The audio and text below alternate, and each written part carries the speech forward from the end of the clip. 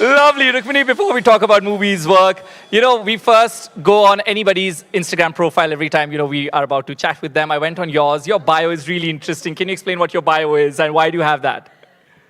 Hi everyone, I'm so excited to be here with you all today. Thank you to the band also. What a welcome. Oh my God. My bio, and this is going to sound, it's not very dramatic. My bio just says, Rukmini, you weren't born for real life. Yes, that sounds very deep, but it is something my sister shouted at me when I didn't clean our room once. She was just yelling at me because I apparently was not born for the day-to-day mundane activities of keeping our shared space clean.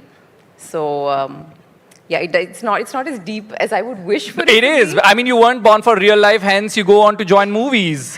It's a reminder for me to clean my room. That's what it is, a personal reminder. Lovely. Now, of course, congratulations on all the work that you've done in the past and what's coming next. When you come on screen, the relatability that there is has made you reach masses. And today, in 2026, now when you pick a script, I'm sure there's a lot of pressure. And, it's an art to pick the right kind of script. What makes you say yes? What makes you say, I have to do this? I think there's a lot of things. It's a cumulative decision that you have to come to. The first thing, obviously, is the plot, the story that we're going about to tell. That's something that needs to be deeply engaging. But one thing that I do care about quite deeply also is the arc that my particular character will go through. It's not essential to me that that has to be at the forefront of everything that happens. It's not necessary that that character needs to be in frame and constantly being the one to push the action forward. But as long as there's some growth, as long as there's a beginning, a middle, and an end, I find that gives me something selfishly also, but it also is something I can grow along with. Right. And how many of you have watched Kantara? Most of you. Now, when you were approaching Kantara, what made you say yes to that? Because, when films do good, of course, you can always ask what made you feel, the success. But it's important to ask what led you to that success. Did you anticipate it to become that big? That, I think, was baked into the story itself. I mean, it was a Dhurandhar much before Dhurandhar, right? So, did you imagine it to be like that? I think I did. And see, Kantara is a bit of an unfair example because the first film had been so widely accepted by audiences across the country and the world.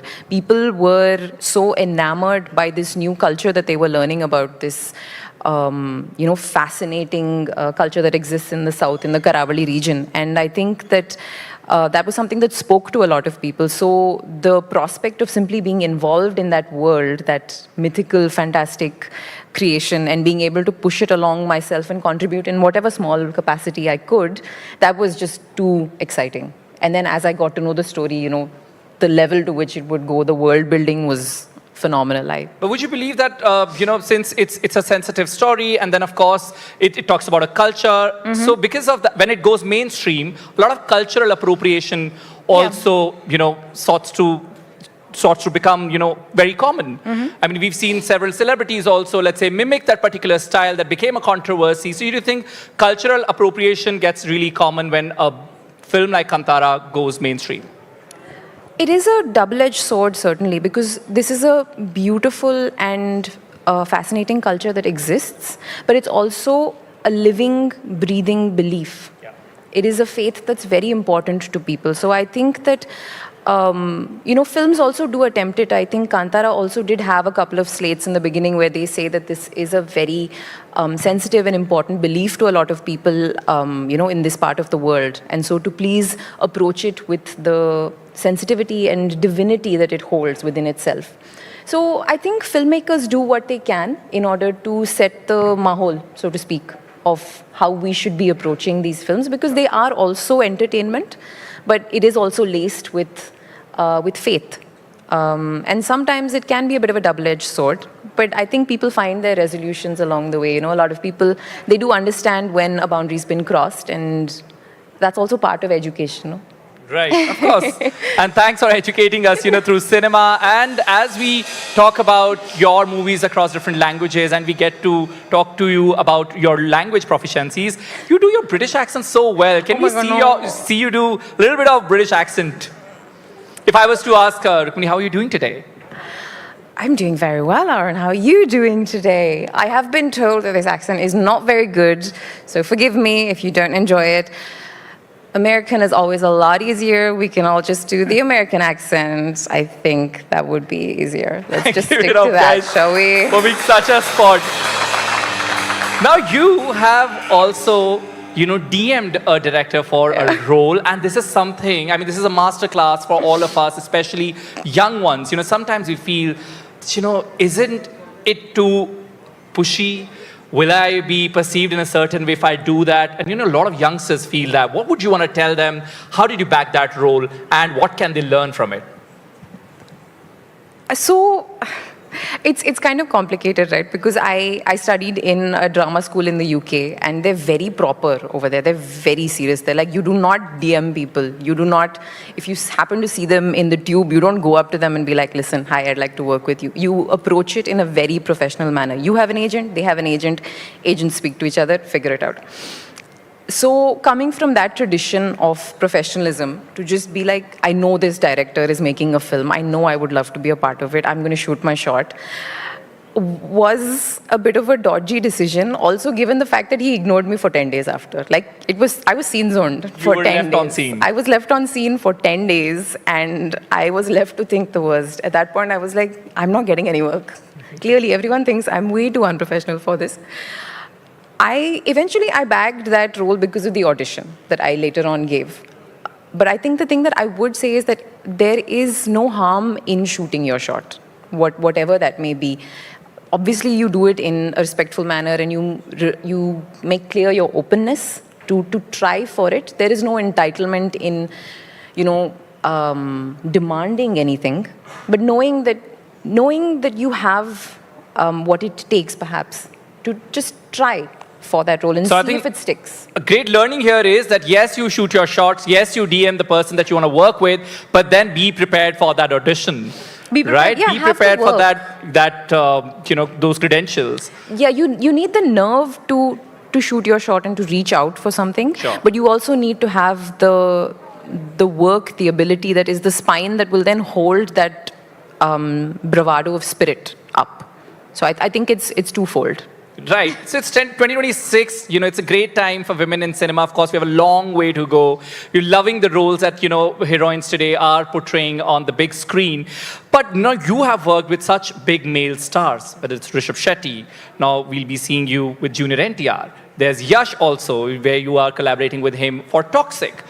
How do you, first, do you ever have that in your mind that, okay, I have to, hold a position where I am not being overpowered by anybody else? Do you have that approach first, and then we'll go on to the second part of the question? I think that a lot of the people that I've had the privilege of working with are people who understand that everybody comes to this space with their own contribution, and everybody kind of makes room for the other to take up space and to contribute in whatever capacity they can. So, for instance, in Kantara, Rishabh sir was very open about that, about the space that I had as the character Kanakavati to perform and to occupy whatever space that character needed. So I think I have been privileged in working with people who allow you that room to do your thing.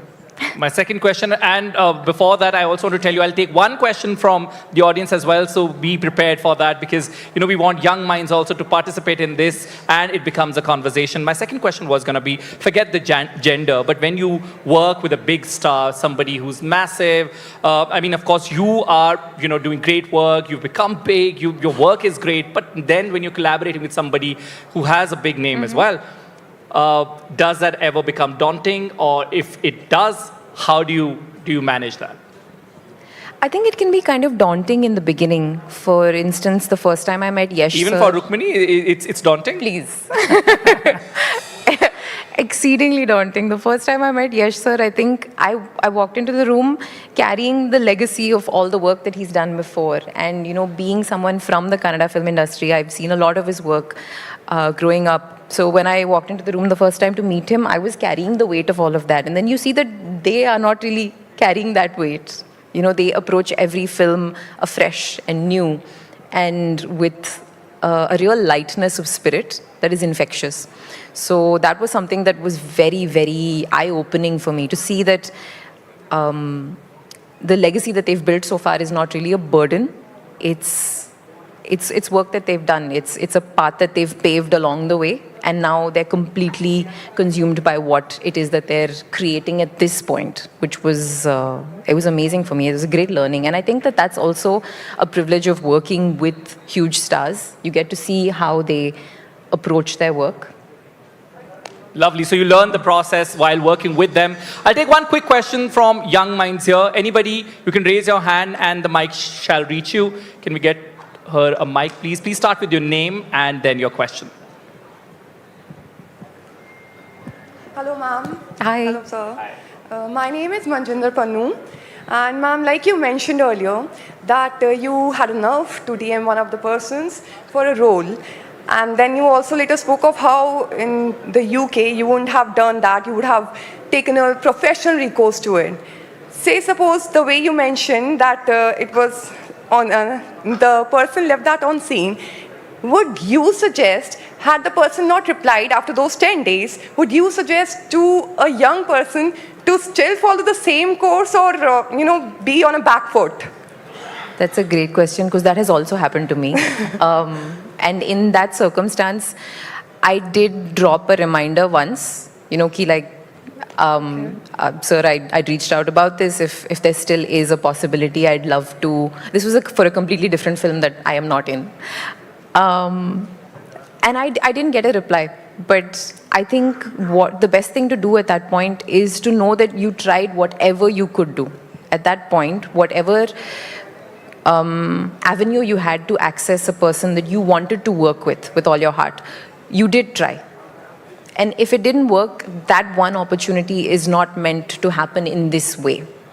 And then you take that energy that you have, because you clearly have it, and you redirect it to something else that you think that you can reach at that point. As they say in Hindi, man ka hua badhiya nahi hua to aur bhi badhiya. Exactly. So I think that's what you take away from this. But thank you very much for answering that question. Thanks But a lot, ma'am. Thank you. It was lovely talking to you. Thank you for Likewise. interaction. thank you for that Thank lovely you, ma'am. question as well. And my question was going to be that would you do something like that in today's day and age as well after you've established yourself? But as you mentioned, you did. I did. And it didn't work. It didn't work. So does that hurt you?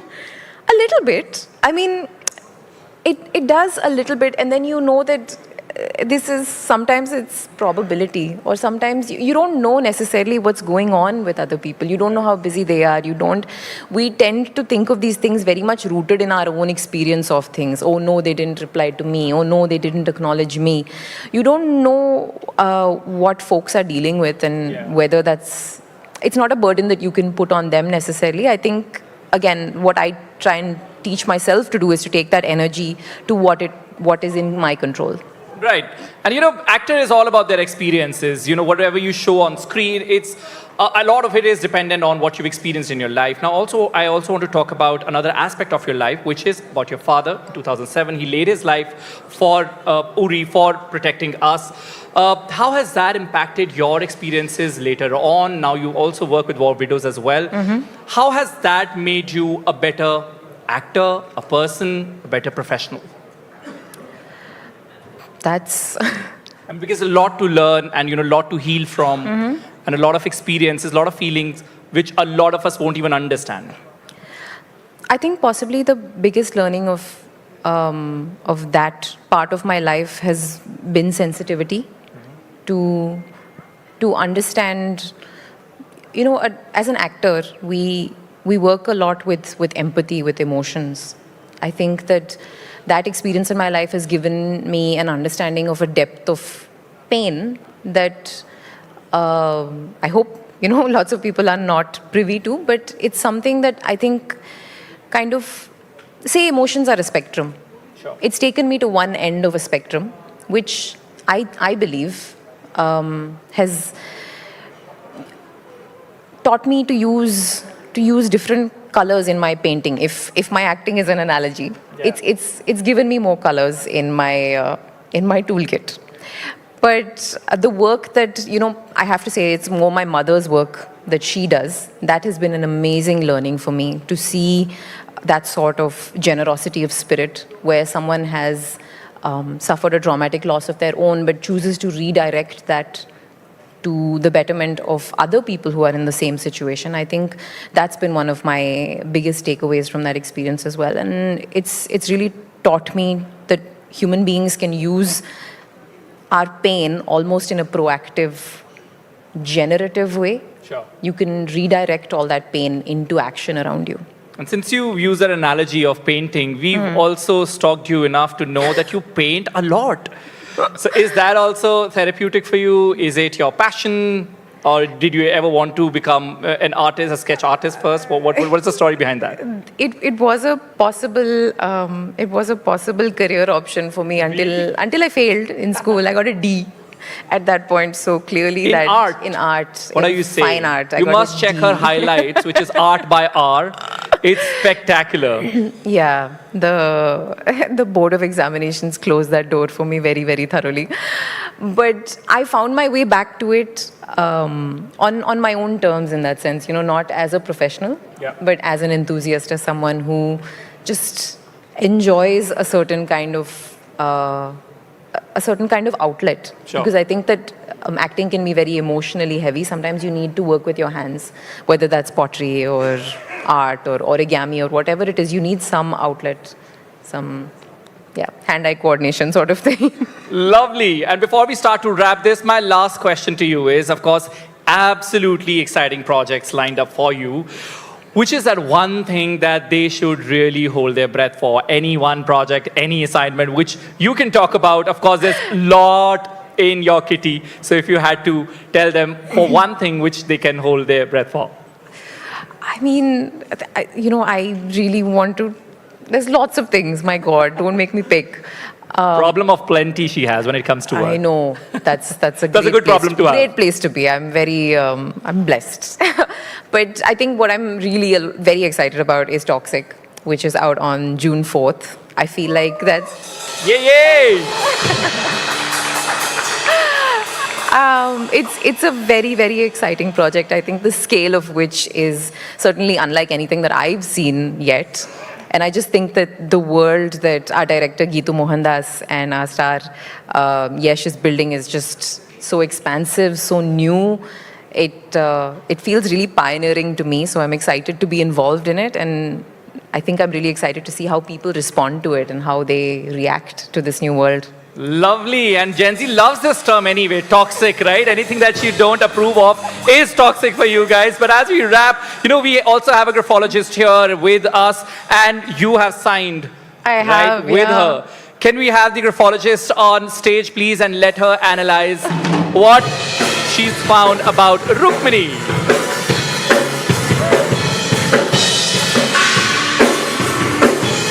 Okay.